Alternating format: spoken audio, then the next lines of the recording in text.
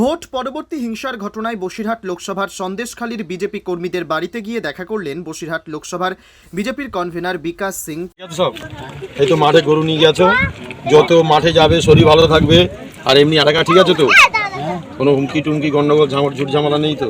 না, আমাদের এখানে নেই। এখন ঠান্ডা আছে, মানে আমরা সমস্ত জায়গায় জিতেছি বলেই কিন্তু এই শান্তি ফিরে এসেছে।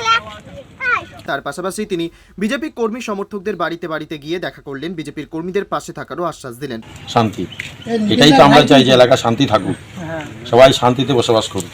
ঠিক আছে, নিখিলদার ভাই কিন্তু। হ্যাঁ, সেটাই জানি। পাশাপাশি কোনো কিছু হলে সে বিষয়ে জানাতেও বলেছেন, যে কোনো কর্মী কোনোভাবেই কিছু হলে তার পাশে থাকার আশ্বাসও দেন। সঙ্গে ছিলেন বিজেপির কিষাণ মোর্চার রাজ্য সম্পাদক রতিকান্ত ঢালে, বিজেপির বসিরহাট লোকসভার কিষাণ মোর্চার সভাপতি সুজয় মণ্ডল, বিপ্লব দাস, নরেন মণ্ডল সহ একাধিক বিজেপি কর্মী সমর্থকরা। সন্দেশখালী অঞ্চলের ঢোলখালী, টংতলা ও বউ ঠাকুরানী বাজারে বিজেপি কর্মীদের সঙ্গে কথা বললেন বসিরহাট লোকসভার কনভেনার বিজেপির বিকাশ সিং। সমস্ত জায়গায় সব হেরেছে, এখন শান্তিতে সবাই আছে।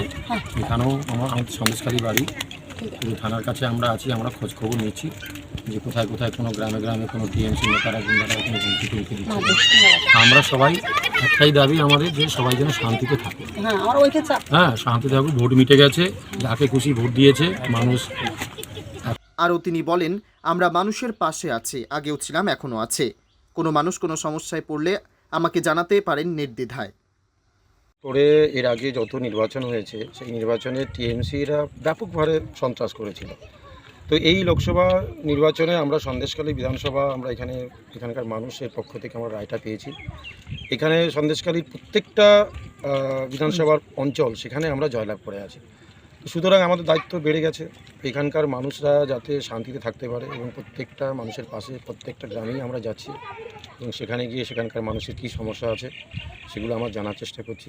কিছু কিছু জায়গায় পানীয় জলের সমস্যা আছে, কিছু রাস্তাঘাটের সমস্যা আছে, সেগুলো নিয়ে আমরা, যেখানে আধিকারিক আছেন, বিডিও সাহেব আছেন, এবং প্রশাসনিকগতভাবে যেখানে ওসিকে বলার দরকার সেখানে আমরা বলে তার সম্পূর্ণভাবে সেই ব্যবস্থাগুলো আমরা করার চেষ্টা করছি।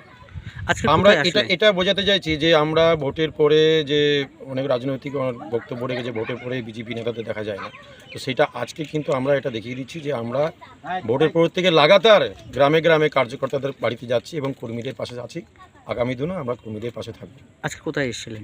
আজকে এটা টংতলা বউ ঠাকুরানী এলাকাতে আজকে ঘুরে গেলাম।